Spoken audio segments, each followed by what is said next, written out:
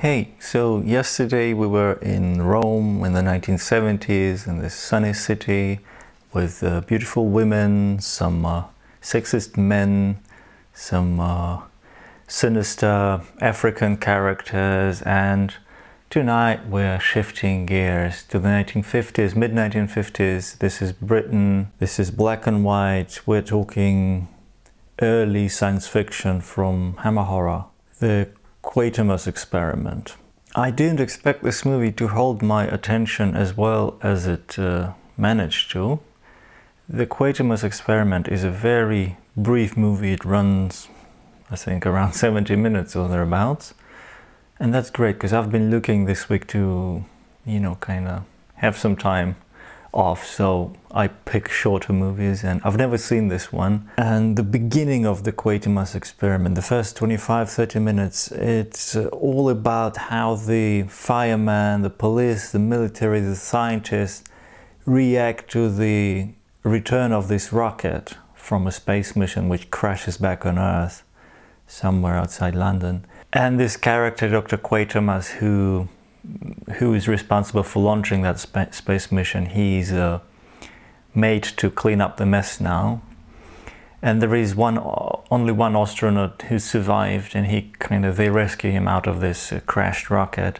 And he seems to be, his memory seems to be wiped out, and he ends up in hospital.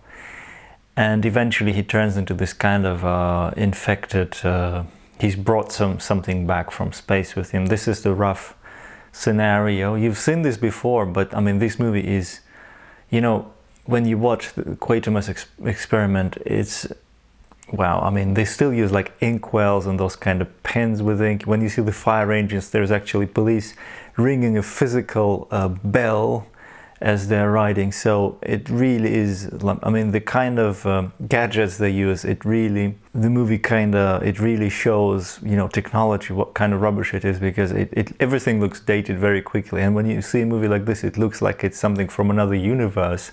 Also the people's body language. I mean, this is like, still you could almost like feel the post-war like malaise and echo of war still there. I mean, people all look a bit haggard, everybody is a bit stern, and it's just not a very cheerful atmosphere. Performances are really good for the most part, even though they're a bit stiff, and sort of everyone seems to be like very dignified and sort of a bit humorless, but generally it's a very earnest film, and I love that. And this is why it's worth sometimes checking out movies from those times when irony wasn't necessarily part of a science fiction film. I mean, this is played so dead serious.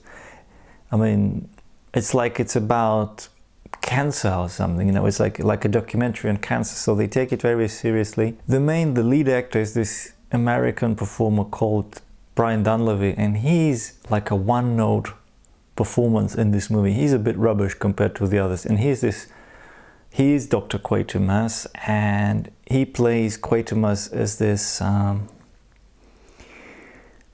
boorish and spoiled, intransigent kind of guy. He keeps making demands, and when he doesn't get what he wants, he shouts at people and he thumps his fist at the table, and he bullies his way through the movie, getting all sorts of support from every government body, actually. And it's very hard to understand how come does this guy have so much clout?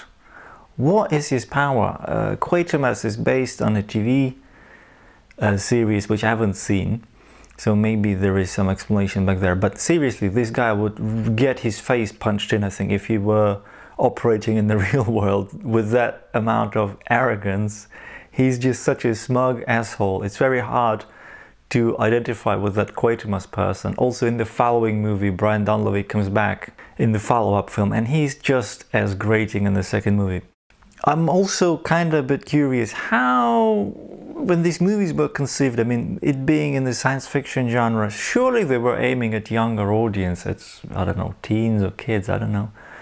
So how come all the characters are so grown up and so on the stolid side, on the boring side? Why isn't there a bit more of you know, it's quite a square universe this movie plays out within.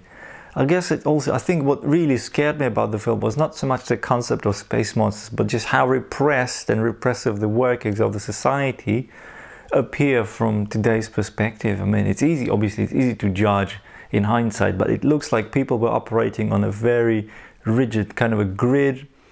You know, you're a child or you're a member of general public, then you are stupid and people will talk down to you. And, you know, in this movie you see lots of officials wearing hats and kind of formal attire, and all they do is like they notify everybody and they say, look, the general public has to be kept out of this, they have to be told not to do this, don't do that. So the public is not trusted to have a brain of their own. Like if you see a slimy alien creature, do not touch this. Those are the kind of bulletins that get issued to the, you know, to the average Briton. And there is also quite a hilarious moment when later in the film, when this slimy alien mutant slug thing makes its way into this famous church, I forget the name, like a cathedral.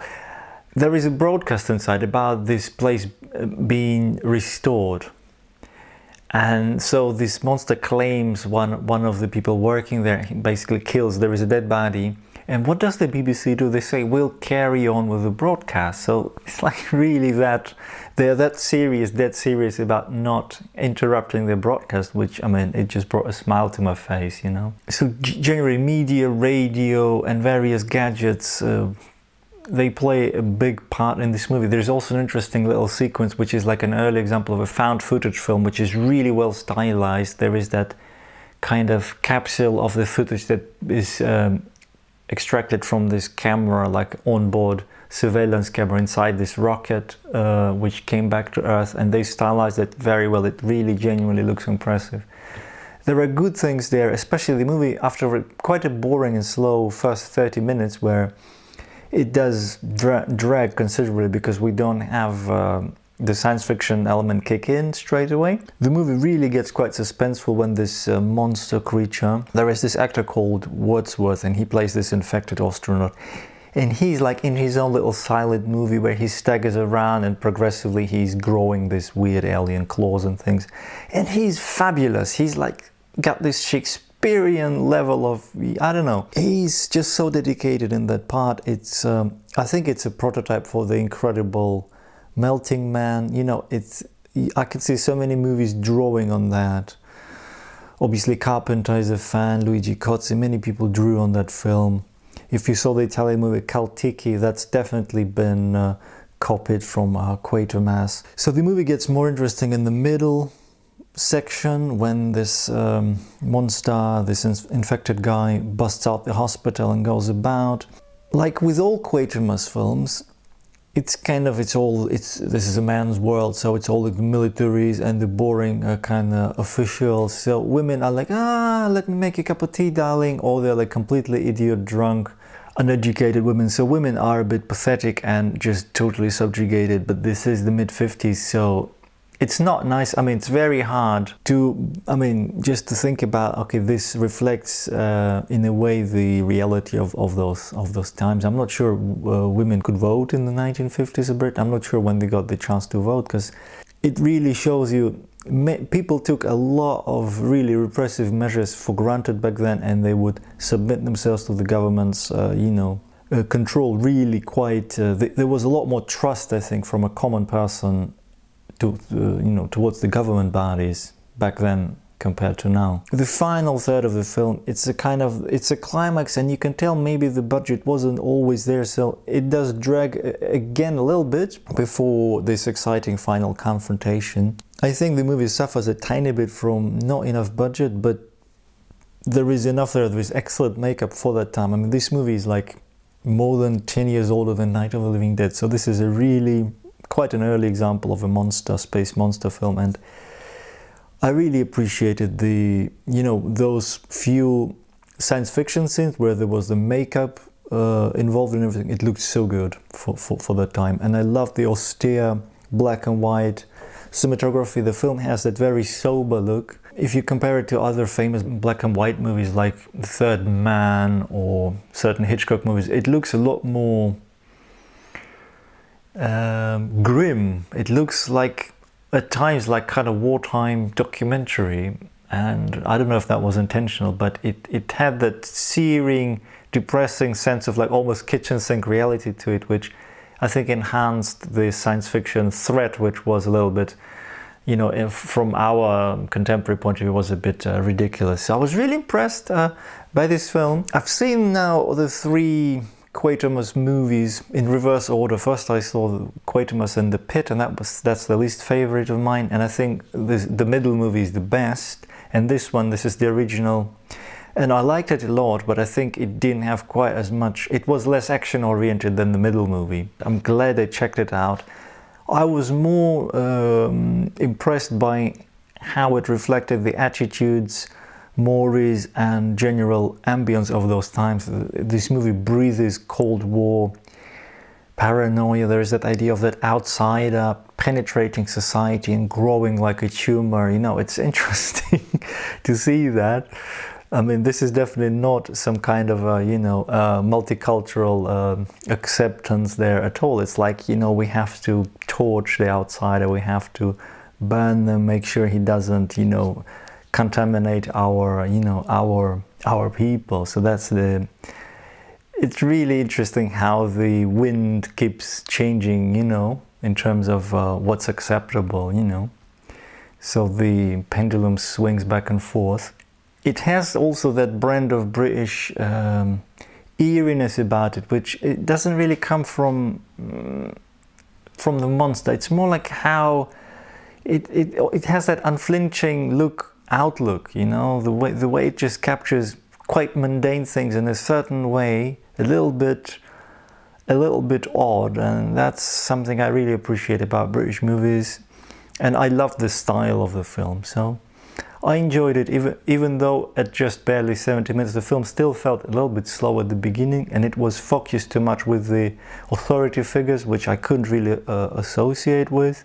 But considering the film's vintage, yeah, it had to be a little bit square, I guess. So that's day 20 of 31 Days of Horror.